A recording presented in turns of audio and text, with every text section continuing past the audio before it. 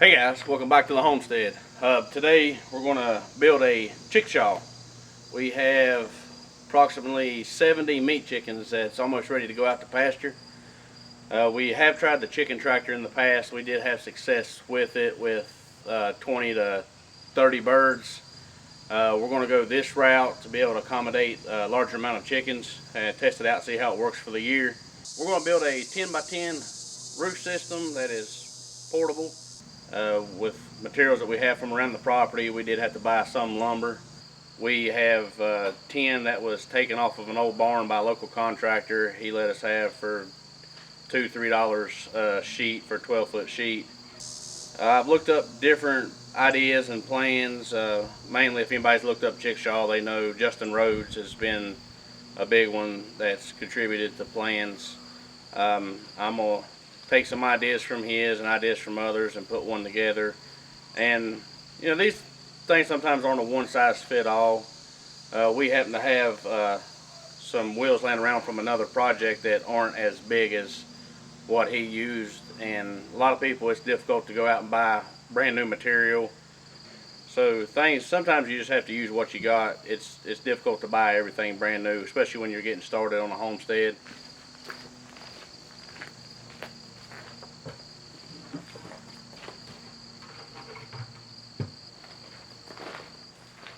We got our buckets flipped upside down to give us a better work area. That way we're not working on the ground.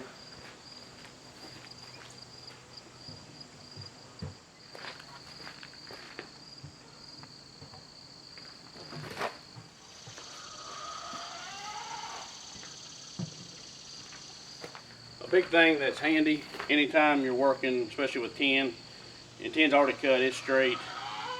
Have you a square? I have a framing square, a small speed square, anything like that will work.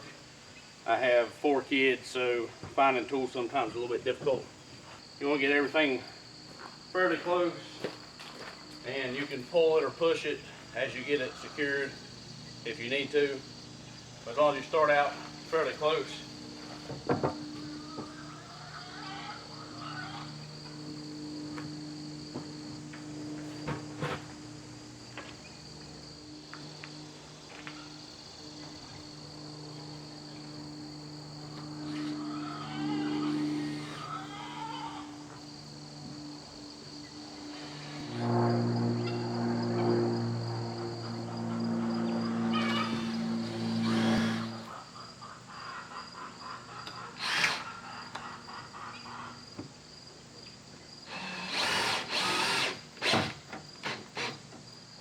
Okay guys, with this I went with 10-foot 2x4s. I left them all at 10 foot, so this side's going to be 3 inches longer.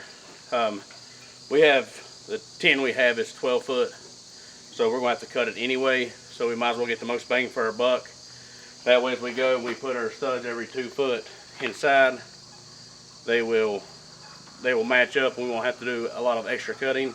If you're using 10-foot material, you will have to cut 3 inches off of 2 of your boards to account for the other 2x4s on the outside. That'll give you the perfect 10 by 10 square. We have 12-foot material. We don't have to worry about that. So now every 2 foot we can come in and put our studs, and we don't have to do extra cutting. We're going to pull all of our measurements. We're going to pull all of our measurements from the same end on both sides. That way nothing gets off, everything's consistent the whole way.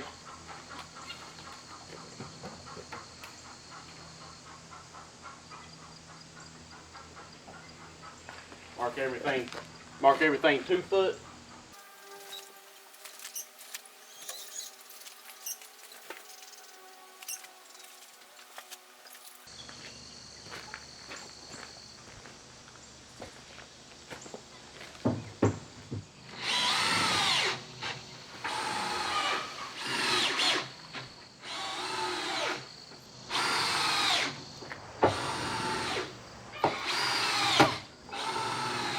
Alright guys, now we got the main frame together.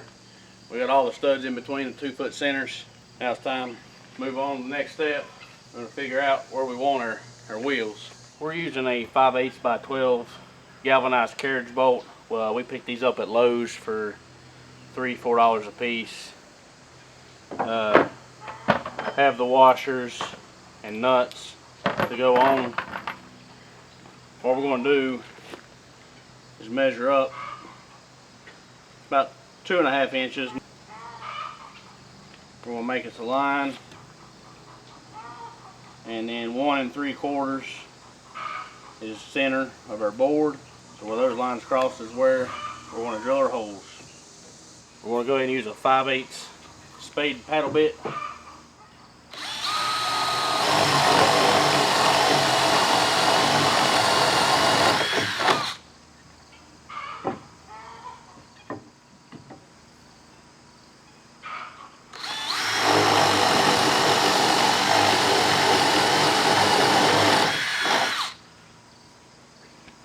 Alright, got our holes drilled.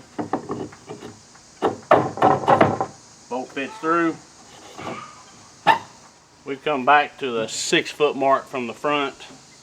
This allows the weight to go towards the front. We're going to put legs on the front.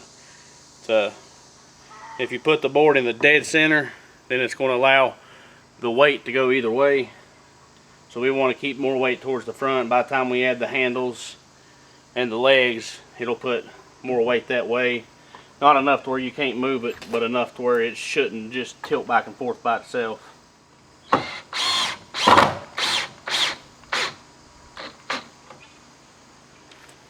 Alright, now that we got one screw in and secured, we can lay our square.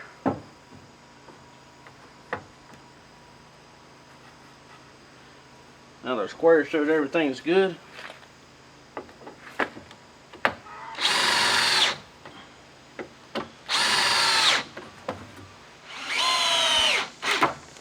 we're going to take one board about 36 inches long. We're going to cut a 45-degree angle on one end. We're just going to pick us a spot. This doesn't have to be exact. This is going to be support to keep these screws from being the only thing that holds and this from rocking back and forth. When we find the line that we want, we're going to come underneath with our pencil. We'll mark us a line. This will be our next 45-degree angle. We're going to go ahead and cut this out as a pattern and make 4 of them. And that way we'll have one for all 4 sides. Alright, we've got our line marked for our 45.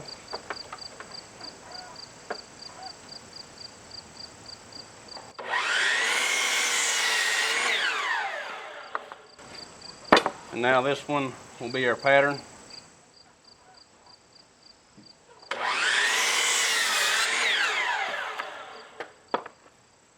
Now that we got 4 cut, we start attaching them. Everything should flush down on the bottom and line up evenly here.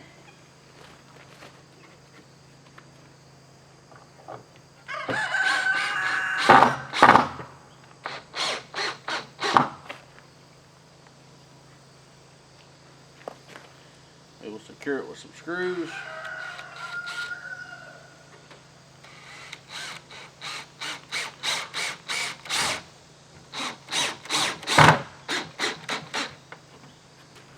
Alright, we'll repeat that 3 more times.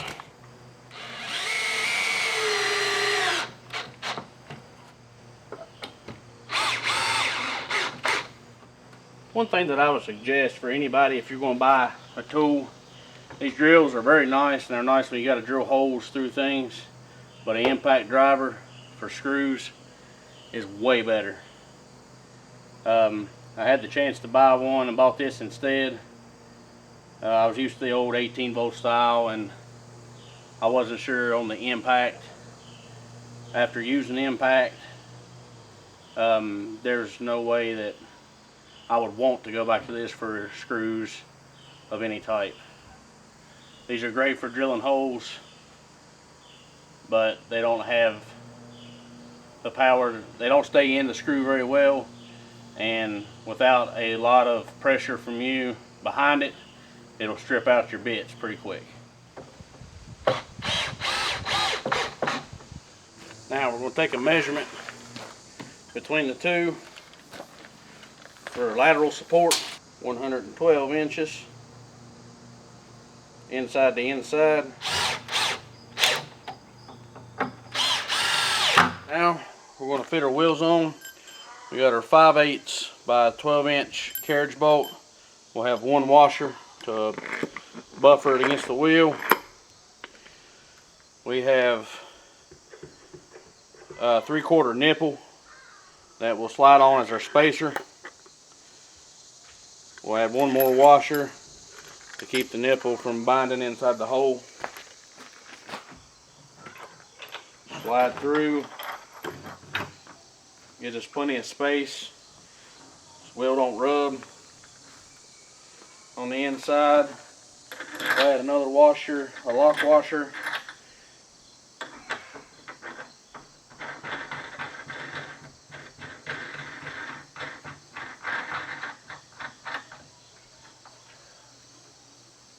We'll snug it down by hand, and then we'll come back and tighten it up a little bit more with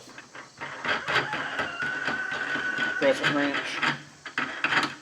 Alright, we're going to add this is a 1/2 inch tube strap with some 2-inch screws.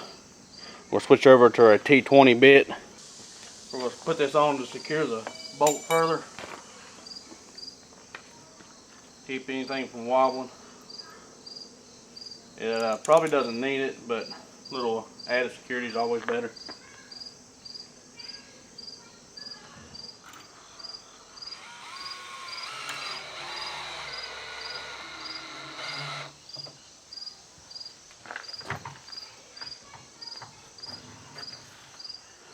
Alright, and repeat the same process on the other side. We cut the front legs at 24. That's a couple inches shorter than what the rear is going to be.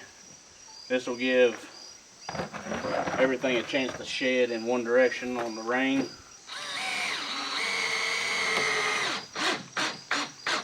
Take a piece that has a 45 already cut on it, and for more stability, we'll mark us a line on the bottom, and we'll go cut 2 of these.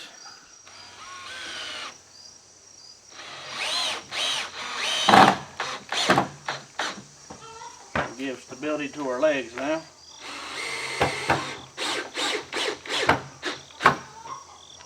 Alright, and we'll repeat on the other side, same thing.